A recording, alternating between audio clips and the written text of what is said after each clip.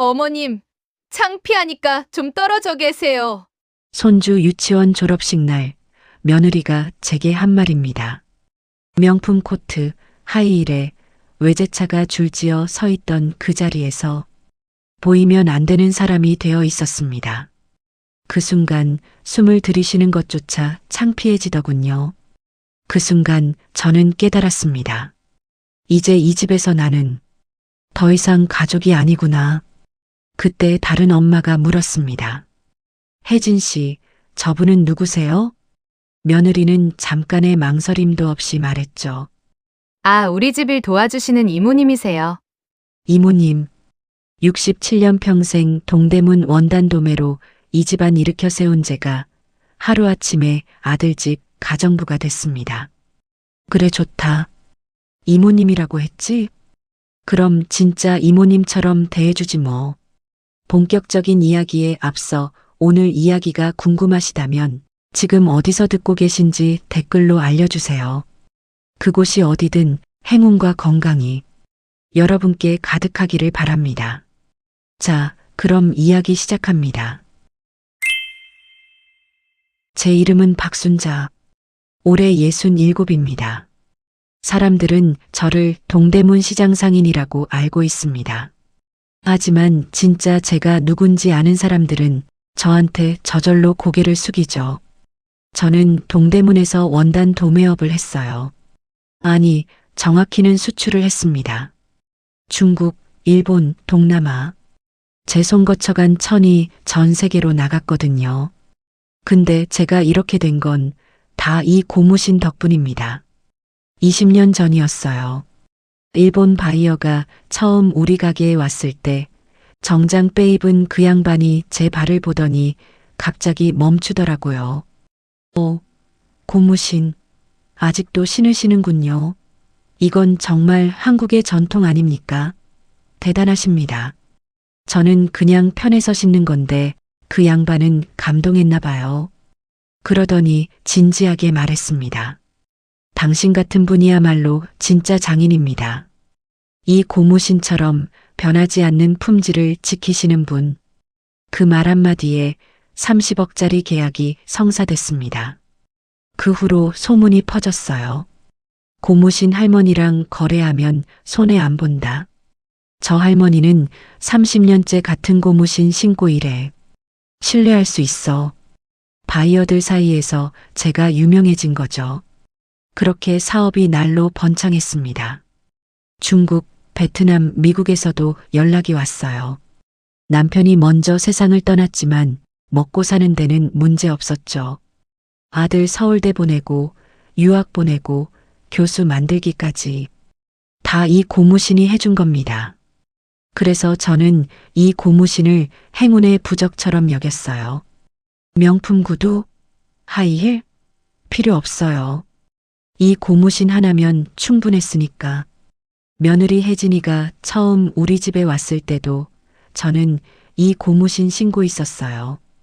혜진이가 밝게 말했죠. 어머님, 처음 뵙겠습니다. 어머니가 원단 사업으로 아드님 교수 만드셨다면서요? 정말 대단하세요.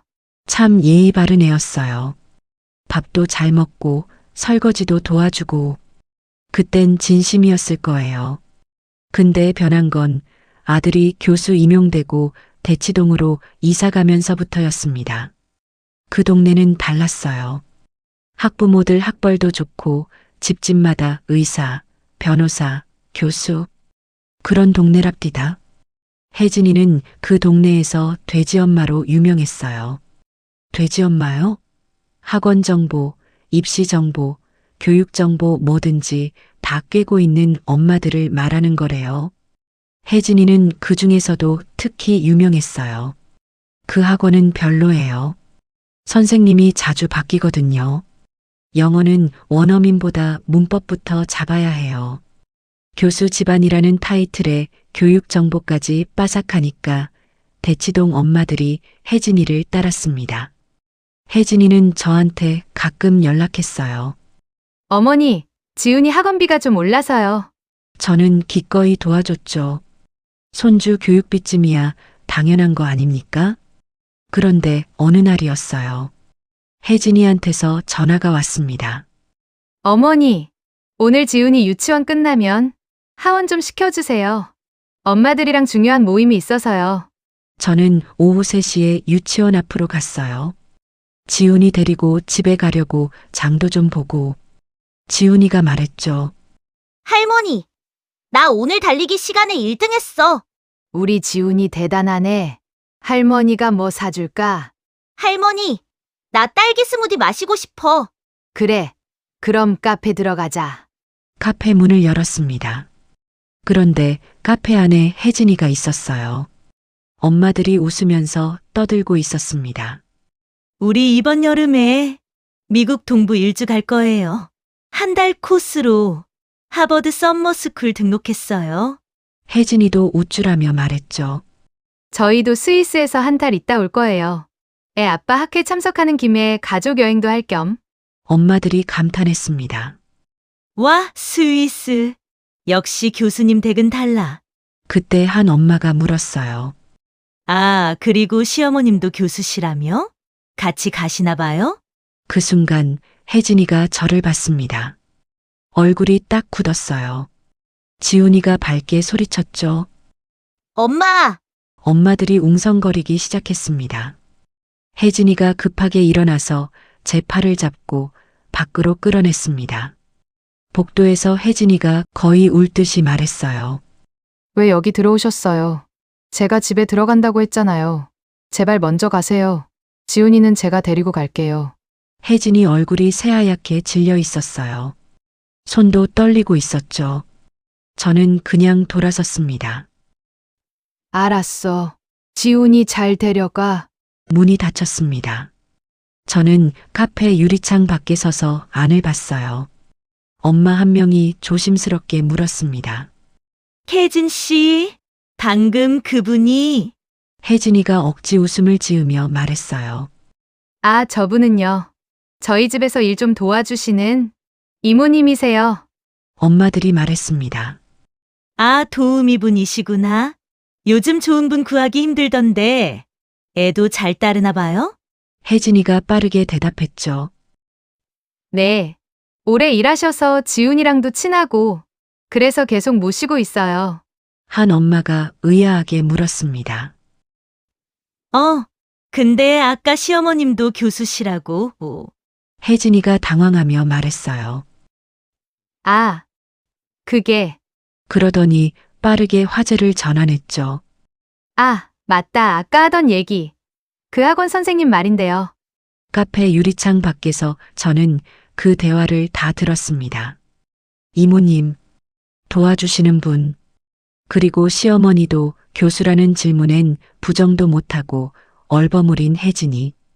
그게 67년을 살아온 박순자가 받은 새 이름이었습니다. 그리고 그게 끝이 아니었어요. 앞으로 더 큰 모욕이 기다리고 있었습니다. 일주일 뒤 지훈이 영어 유치원 졸업식 날이 왔습니다.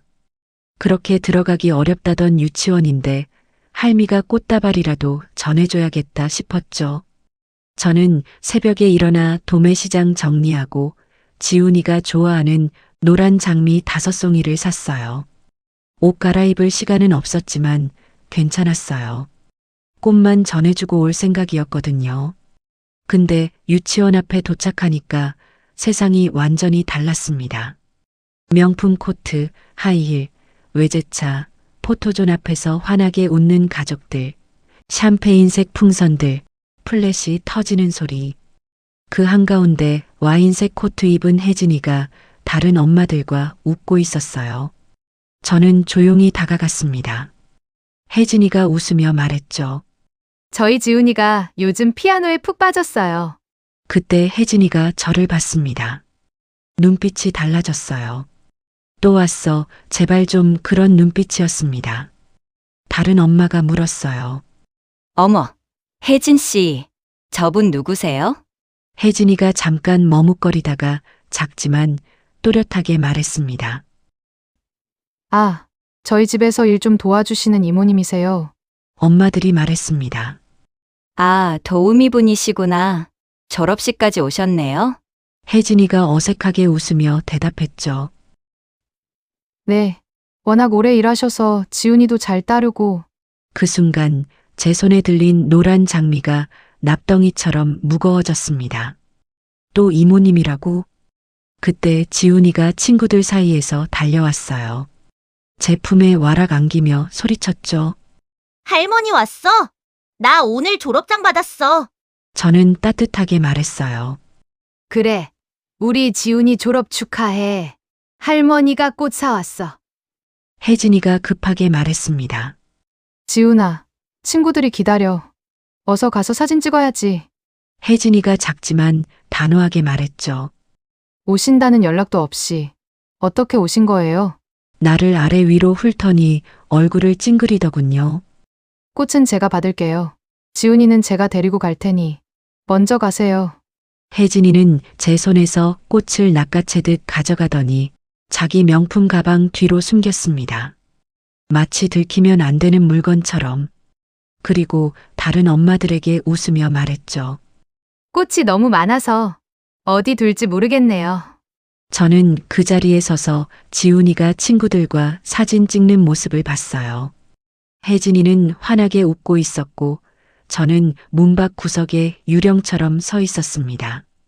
옷이라도 갈아입고 갔었어야 했나? 순간 그런 생각이 들더군요. 그날 집에 돌아와서 저는 이 고무신을 벗었습니다. 30년을 함께한 이 고무신을. 그리고 거울을 봤어요. 주름진 얼굴, 굽은 허리, 평생 일해온 이 손. 내가 그렇게 창피한 존재였나? 아니에요. 창피한 건 제가 아니었습니다. 이 고무신 신고 전 세계 바이어들 앞에서 당당하게 악수하고 30억짜리 계약서에 도장 찍은 이 손. 이 손이 창피하다고요? 아니지. 창피한 건 혜진이 너였어. 혜진아.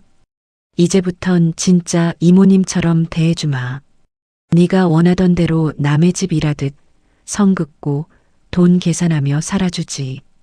근데 혜진아, 이모님 월급은 비싸다. 하지만 더 충격적인 건 그 다음이었습니다. 아들에게 전화를 걸었을 때 제 심장이 진짜 멈추는 줄 알았어요. 그날 집에 도착하자마자 저는 아들한테 전화를 걸었습니다. 전화벨이 울렸습니다. 아들이 밝게 받았어요. 여보세요? 엄마. 제 목소리가 떨렸습니다. 야, 강민수. 혜진이가 나 이모님이라고 했어. 엄마. 목소리가 왜 그래요? 혜진이가 나 이모님이라고 했다고. 지훈이 유치원 졸업식 날 학부모들 앞에서. 아들이 어이없다는 듯 웃었어요. 에이, 엄마. 그럴 리가 없는데요. 엄마가 잘못 들으신 거 아니에요? 나 아직 귀 안 어둡다. 2번이나 들었다고. 얼마 전 카페에서도. 오늘도 또. 아들이 한숨 쉬는 소리가 들렸습니다. 엄마. 솔직히 말씀드릴게요. 뭐. 이 동네가 어떤 동네인지 아세요?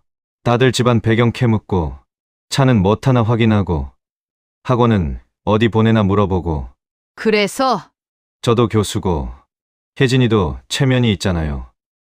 체면. 네 엄마 창피해서 체면 지키는 거. 아들이 짜증 섞인 목소리로 말했어요. 엄마도 좀 이해를 해주셔야죠. 요즘 세상이 얼마나 경쟁 사회인데. 저는 그동안 참았던 것들을 쏟아내기 시작했습니다. 너 교수 임용됐을 때 기억나? 네. 혜진이가 차 바꾸자고 했지? 교수님 체면에 맞는 차 타야 한다고. 엄마. 그건 5천만 원 줬어, 내가. 그건 정말 감사했어요. 감사. 문자로 어머니 감사합니다. 하트 찍은 거. 아들이 변명했습니다. 그때 제가 바빠서. 그럴 때만 바쁘지? 지훈이 학원비는 매달 200만 원씩. 엄마. 그것도 감사하게. 감사하게 뭐. 문자 한 줄. 아들 목소리가 날카로워졌어요. 엄마. 제가 뭘 어떻게 해요. 교수 월급이 생각보다 적고 대치동 애들 교육비가 얼마나 비싼지 아세요? 그럼 지난달 태국 여행 5박 6일 리조트는? 그러더니 더 기가 막힌 말을 했습니다. 그건 혜진이가 스트레스를 너무 받아서요. 주변 엄마들이 다 해외여행 가는데 저희만 안 가면 애가 왕따 당할 수도 있잖아요. 왕따. 유치원생이 해외여행 못 가면 왕따. 엄마는 요즘 애들 세계를 몰라요. 몰라요? 저는 더 참을 수가 없었습니다. 명절 때는? 지난 추석 아들 가족은 발리로 여행을 갔습니다. 저는 혼자 제사상을 차렸죠. 그때 인스타그램에 아들 가족 수영장 사진이 올라왔습니다. 언제 같이 가자는 소리 한번 한 적 있냐? 바빠서가 아니야. 안 부른 거지. 엄마, 솔직히 혜진이 친정도 신경 써야 하고. 너 그것도 말 잘했다. 니네 장모 생일은 호텔 레스토랑 예약했더라. 엄마, 그건 근데 내 생일은 어머니 생신 축하드려요. 바빠서 못 챙겨드려 죄송해요. 문자 안 줄. 아들이 퉁명스럽게 말했어요. 엄마, 이제 저도 제 가정이 있어요. 우선순위가 있다고요. 우선순위?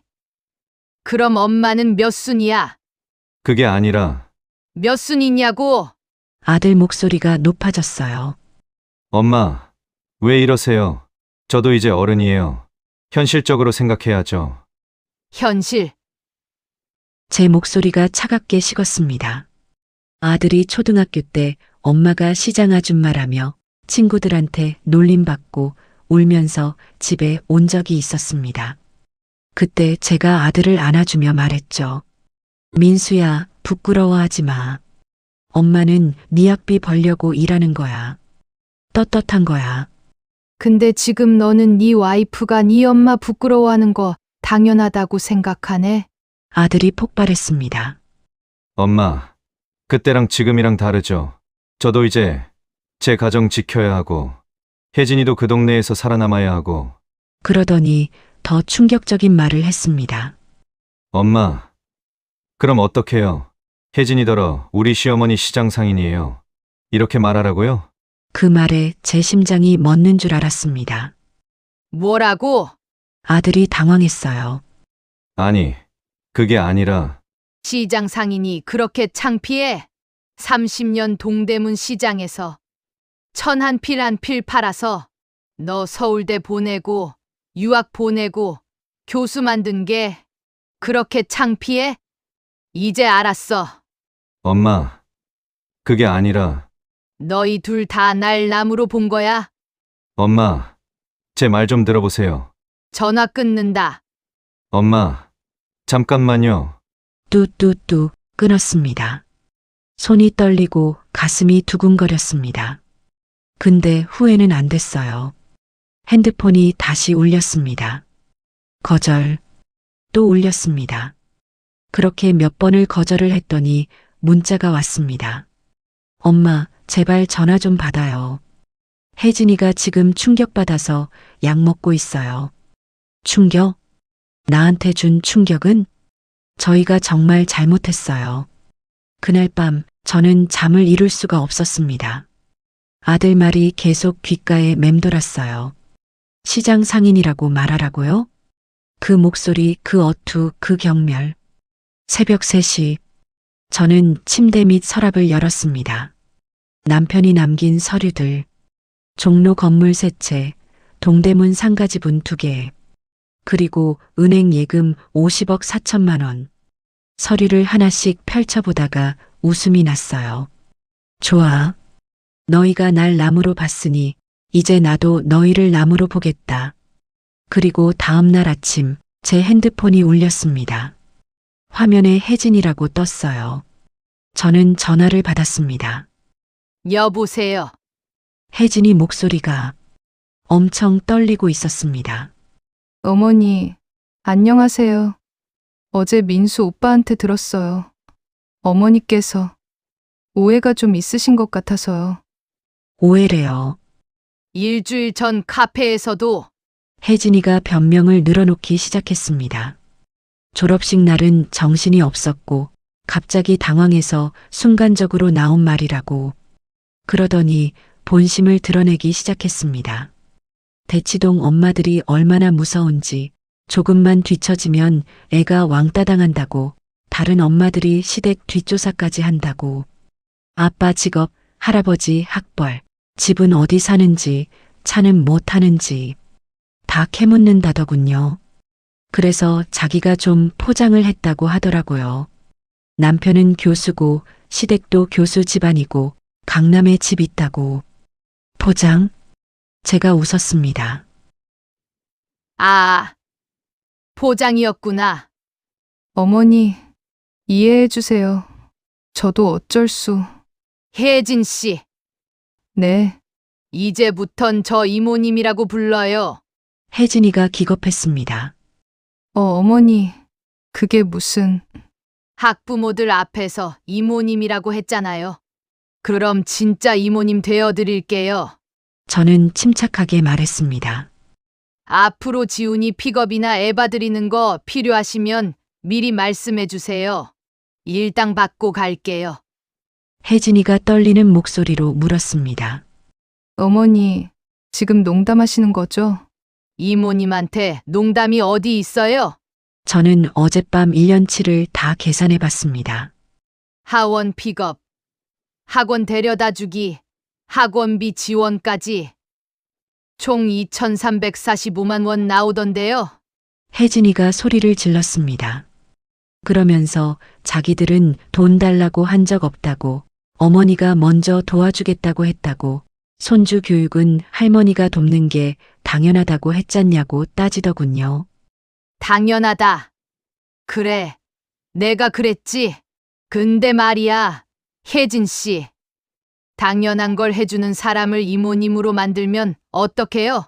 당연히 해주는 사람한테는 감사함도 당연히 있어야 하는 거 아니에요? 혜진이가 울기 시작했어요. 어머니, 제가 진짜 잘못했어요. 잘못했으면 돈으로 갚아야죠. 뒤에서 아들 목소리가 들렸습니다. 혜진이가 울면서 전화를 넘겼습니다. 엄마! 지금 뭐 하시는 거예요? 아들이 가족끼리 무슨 돈을 계산하냐고 소리를 질렀습니다. 그러더니 더 기가 막힌 소리를 하더군요. 화풀이 하는 거 다 안다고. 며칠 지나면 지훈이 보고 싶어서 전화할 거라고. 제가 차갑게 말했습니다. 2,345만 원. 이번 주 금요일까지 내 통장으로 넣어. 앞으로 연락하지 마. 나한테 필요한 일 있으면 일당 주고 불러. 엄마! 뚜뚜뚜. 끊었습니다. 핸드폰이 미친 듯이 울려대고 문자가 쏟아졌죠. 전부 삭제했습니다. 저녁 때였어요. 핸드폰이 또 울렸습니다. 이번엔 다른 번호. 화면에 지훈이라고 떴습니다. 저는 잠시 망설이다가 전화를 받았습니다. 응. 지훈아. 할머니, 왜 안 와? 보고 싶어. 제 가슴이 찢어지는 것 같았습니다. 지훈아. 할머니 바빠. 할머니, 나 잘못했어? 엄마가 할머니한테 미안하대. 나 때문이야? 아니야. 지훈이 잘못 아니야. 그럼 왜 안 와? 할머니 보고 싶어. 뒤에서 혜진이 목소리가 들렸습니다. 지훈아, 할머니 바쁘시대. 전화 끊어. 그리고 문자가 쏟아지기 시작했습니다. 엄마, 전화 좀 받아요. 저희가 잘못했어요. 제발 용서해 주세요. 돈은 어떻게든 마련해 볼게요. 돈은 어떻게든 마련하겠대요. 지금 돈이 문제예요? 저는 핸드폰을 내려놓고 한참을 앉아 있었습니다. 지훈이. 근데 더 화가 났어요. 전화 안 받으니까 손주까지 이용해서 이게 사람이 할 짓이에요? 저는 핸드폰을 들어 검색했습니다. 변호사 상담 재산 정리. 전화를 걸었습니다. 네. 법무법인 정희입니다. 재산 정리 상담 받고 싶습니다. 네. 고객님 언제 방문 가능하신가요? 내일 아침에 갈게요.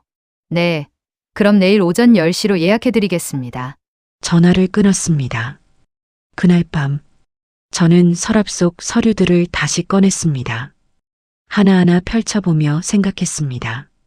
좋아. 너희가 날 이모님 만들었으니 이제 진짜 이모님 되어줄게. 그런데 이건 시작에 불과했습니다. 제가 진짜 준비한 건 따로 있었거든요.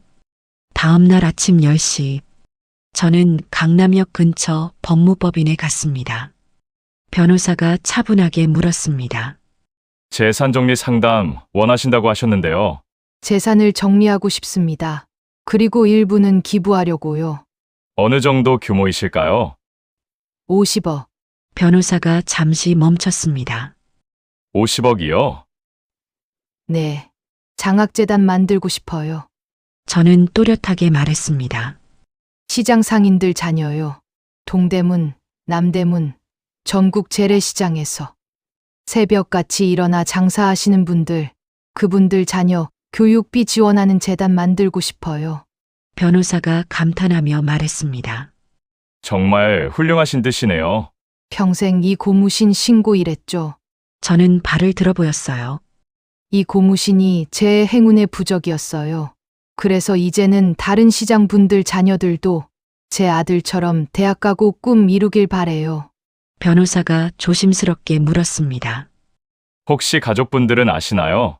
모릅니다. 알 필요도 없고요.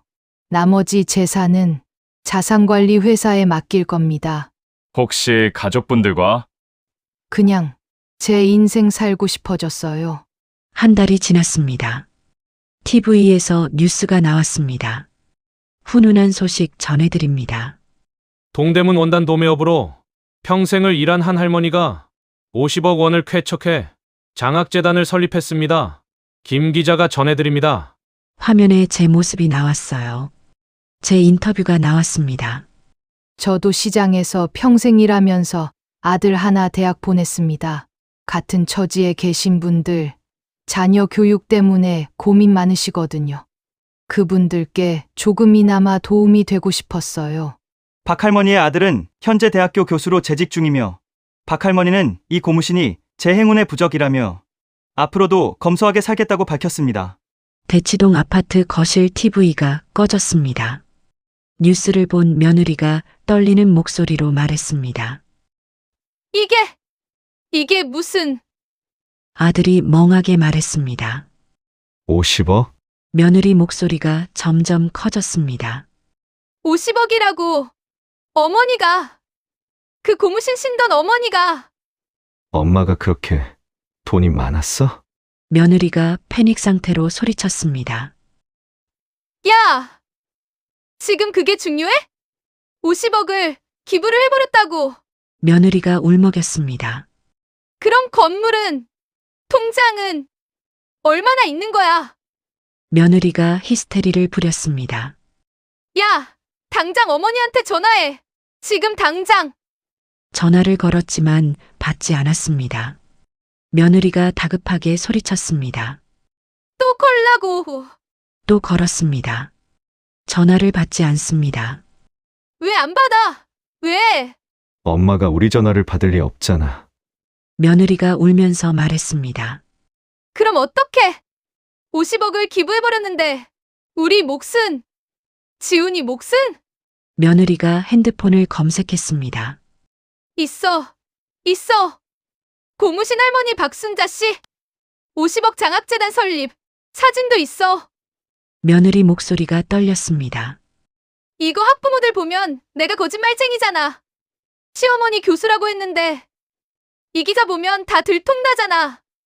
며느리가 핸드폰을 떨어뜨렸습니다. 쿵. 주저앉는 소리가 들렸습니다. 나 끝났어.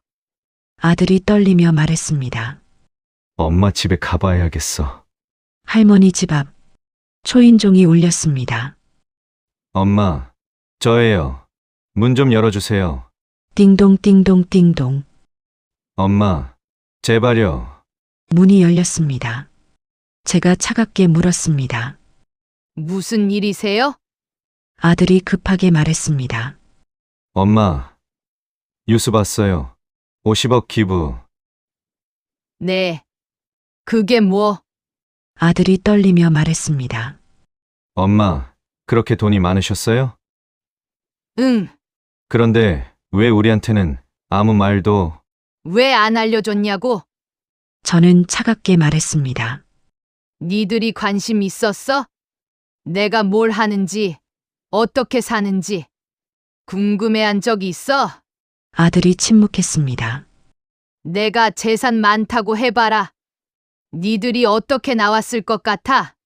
엄마, 더 달라 했겠지. 건물 한 채, 아파트 한 채 달라 했겠지. 저는 비웃으며 말했습니다.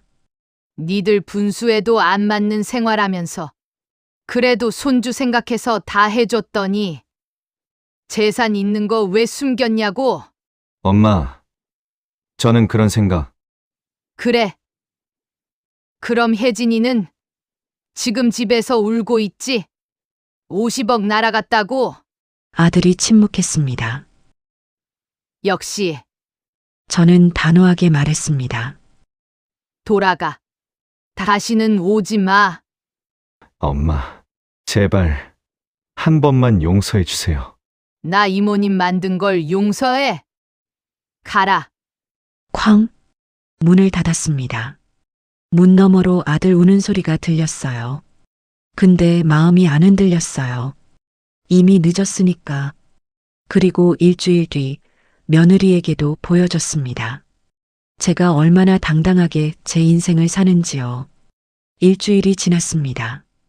대치동 카페에서 수군거림이 시작됐습니다. 야, 그 기사 봤어? 고무신 할머니? 어머, 저분 혜진 씨 시어머니 아냐? 맞지? 졸업식 날 봤던 그때 이모님이라고. 거짓말이었네. 소문은 순식간에 퍼졌습니다.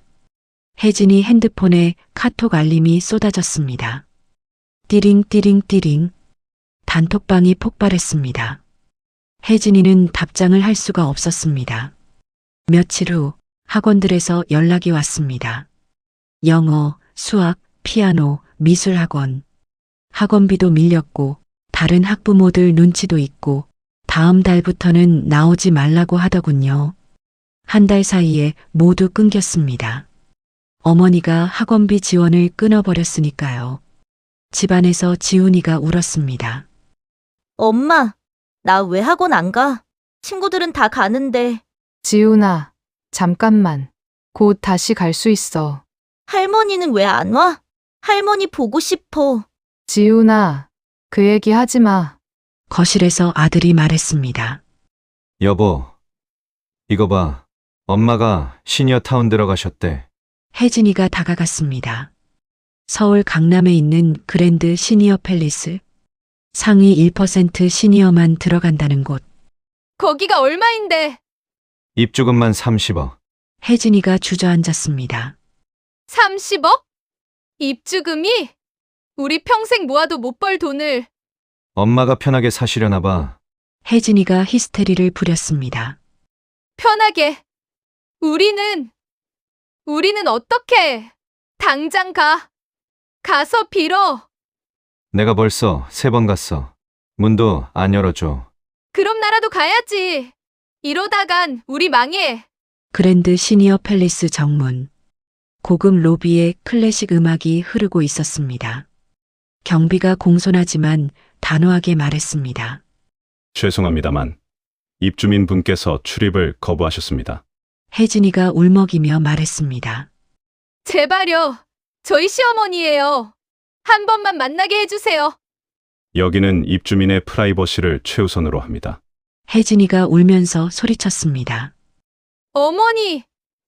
박순자 어머니. 제발 한 번만 만나주세요. 손님, 이러시면 제가 조치를 취할 수밖에 없습니다. 혜진이가 바닥에 주저앉았습니다. 어머니, 제발 제가 잘못했어요. 그때 엘리베이터가 열리고 고무신 소리가 들렸습니다. 끼익끼익. 혜진이가 고개를 들었습니다. 어머니. 저는 로비로 내려갔습니다. 바닥에 주저앉아 있는 혜진이가 보였어요. 저는 차갑게 물었습니다.